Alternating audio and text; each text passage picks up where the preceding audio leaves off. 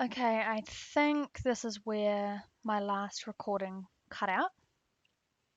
So, what was I talking about? I think I was on the third point, which was that Paranthropus and Homo genera have a common ancestor in the hominin line. Yes, they have this one, they have this one, and they have this one um, on this particular tree.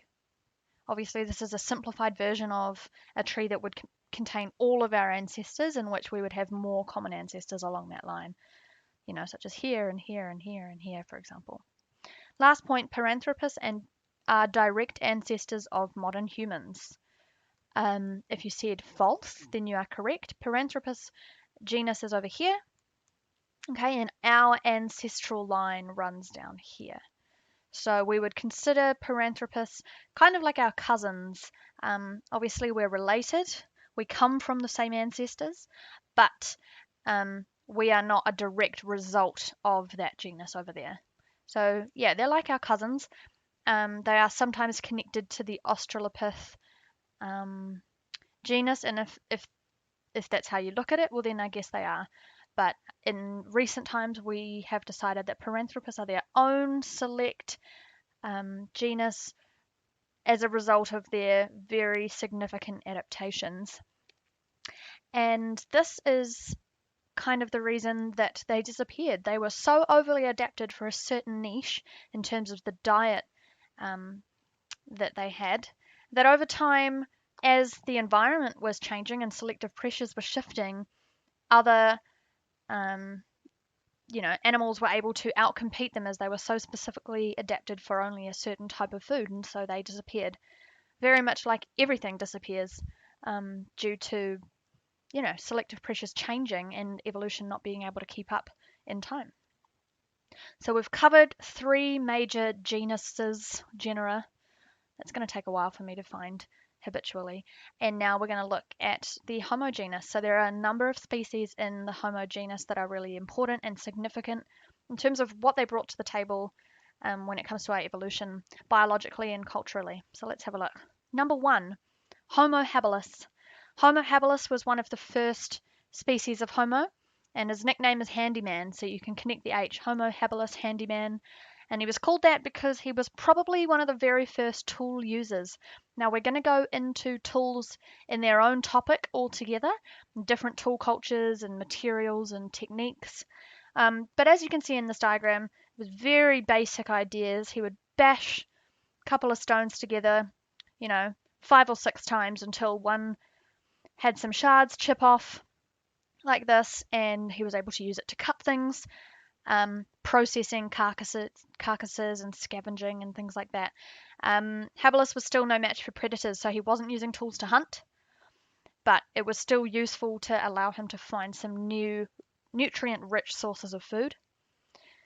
And he also had, through endocasting, there's evidence that Homo habilis had a cranial bulge at the area associated with broca's, which is the production of speech or noise. So probably grunted to communicate different things. Not a formal language as such, but the use of sound to communicate. So the things in yellow I would suggest putting in your worksheet, particularly for Homo habilis, we're talking about tools. Really important. He was the first guy that we see evidence of creating and using tools. So he had a larger brain, and this is a really significant characteristic of all species in Homo. So having large brains relative to body size, no sagittal crest, indicating that the jaw muscles were reduced. Smaller zygomatic arch, again, that is reflecting those muscles reducing as well. Reduced canines and diastema, that's the gap where the canines fit in, and less prognathism. So these are all moves that we've seen happening throughout the timeline, shifting towards the biology of modern humans. He was a tool user, but still did not have clothes, fire, he didn't farm, he wasn't domesticating anything, so quite basic culture at this point. Next, Homo ergaster. Homo ergaster is like a primitive erectus. So he lived about 1.8 to 1.4 million years ago in Kenya. Large brain. That's quite important. When we write things like this in our worksheet, it's not important to remember exact volumes, for example. Remember the name of this unit is um, trends in human evolution, so understanding the trend rather than the actual values. Very tall and efficient at moving, due to the fact that the brain hadn't reached a size yet where there was a contradiction between efficiency of movement and the ability to, um, pass a baby through the birth canal. Rounded cranium, prominent brow ridge still, was a tool user and started venturing out of Africa. So a lot of people put the very first dispersal of humans out of the African continent to Erectus. It's kind of neither here nor there. Ergaster erectus, somewhere in that timeline, humans started dispersing from one continent into another. Erectus, so about 1 million years ago, and persisted for about 700,000 years. They were hunter-gatherers, so we're starting to use tools and our intelligence to track and hunt animals. Remember, we're not very fast or agile, so we had to use other adaptations to our advantage. So those are some indications there. Erectus probably started creating clothing and shelters, again, mostly because of the temperature as they started moving out of Africa. The temperature change allowed them to use their frontal lobe to start creating things that were going to be useful in those environments. Probably even more efficient as a biped than we are. The efficiency of our pelvis has been outweighed by the selection for bigger brains. Erectus moved out of Africa into China and Indonesia through kind of the Middle East. So we're starting to see less hair on the body.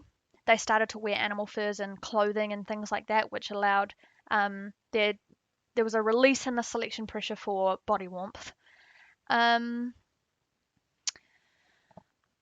So their culture allowed for them to really succeed as a really important hominin, and they lasted for a long time. They had social organization for really efficient hunting, and a really significant point for Erectus is that they were the first to start controlling fire, so actually being able to move it and use it to their advantage for a number of different reasons.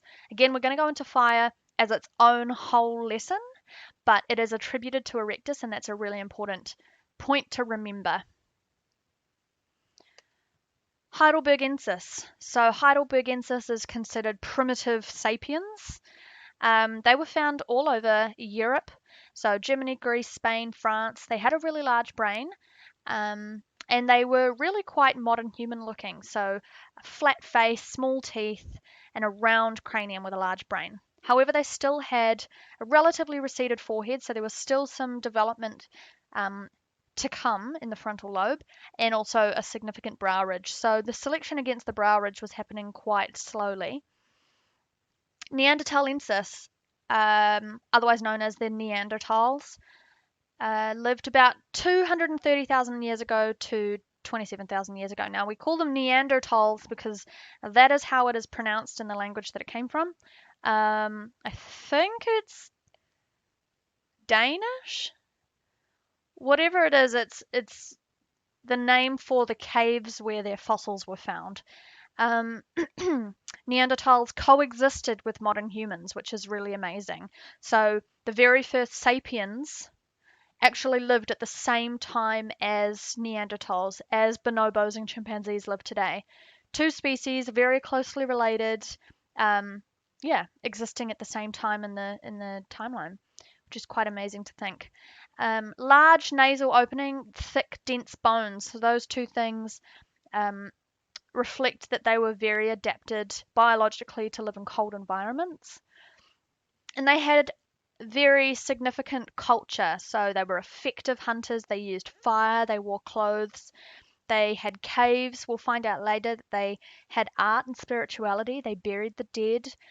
They had, really good communication. And we actually interbred with them for a few 100,000 years, which is crazy. They were probably stronger than humans. They had really big brains, potentially bigger than ours. Their range was from the west of Asia all the way through Europe, which is really cold. So what happened to them? There's a number of theories as to why the Neanderthals were drawn to extinction. And the ideas are that they were displaced over a very long period of time by humans. Another idea is that they survived in little pockets or communities that didn't trade and interbreed with each other. They inbred within their communities, leading to being genetically, not allowing themselves to improve and letting natural selection take its course. However, sapiens were traveling and interbreeding a lot and improving their genetics and breeding with the Neanderthals. And so they were just simply less fit to survive as selection pressures were changing. And also that climate change, created an environment that just wasn't suited to their adaptations, and that might have had something to do with it as well. So there's a lot of contradictory theories. It's worth doing some research into that and seeing what you think, because lots of sites would say different things, and no one really knows for sure. If you're interested and you're ever going for a walk and you want something to listen to, or you like listening to podcasts while you're just lying in bed, there's a really awesome one by Stuff You Should Know, which is my favorite podcast channel, by howstuffworks.com, and it's called Neanderthals or something along those lines. And they really, there's these two guys, and they have like awesome banter, and they're really funny, but they delve really deep into research about different things. And they did one on Neanderthals, and it was super interesting. So those of you out there that are interested, go and have a listen, because it's really cool. All right, what else have I got? A bit of a timeline there. I don't know if this is significant, but you can see them, relative to each other. So we've got Lucy down here, closer to human than chimpanzee, although she does look very chimp-like.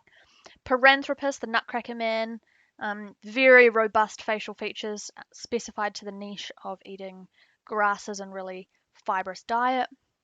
Habilis, handyman, first user of tools. Erectus, upright man, a really efficient biped, and first user of fire and or ergaster, and moving out of Africa. Neanderthal, stocky build for living in the cold, and lived at the same time as modern humans, Homo sapiens. So, lucky last, Homo sapiens appeared about 100,000 years ago in our anatomically modern form. We lack a heavy brow ridge. We have a very prominent chin. Now, this is a Trivial Pursuit question if you ever need it, but the thing about our skull that is so unique that no other animal has it is our chin. Adapted for speech and language, and also to support such a gracile mandible itself. So that's kind of cool. Really complex weapons and tools, and as I said, we're going to go deep into that on its own. So now test yourself. Pause on these and see if you can remember who's what. First to use fire. May have gone extinct due to inbreeding rather than interbreeding. Inbreeding. The Laetoli footprints were attributed to me. It's been suggested that I went extinct because I was so highly adapted to a specific ecological niche and could not adapt to new environments. My genus is known by two names. One of them is the robust Australopithecines. The other is... My diet of nuts, seeds, and grass acted as a selection pressure on the evolution of my massive mandible and molars. My genus is known for its larger cranial capacity and subsequent intelligence. My genus is... Alright, go through those before I run out of time. First to use fire, Erectus, gone extinct due to inbreeding, Neanderthal, Laetoli footprints, Australopith afarensis or Lucy.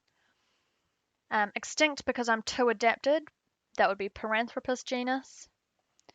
Robust Australopiths are also Paranthropus genus. My diet of nuts, seeds, and grass acted as a selection pressure, Paranthropus genus.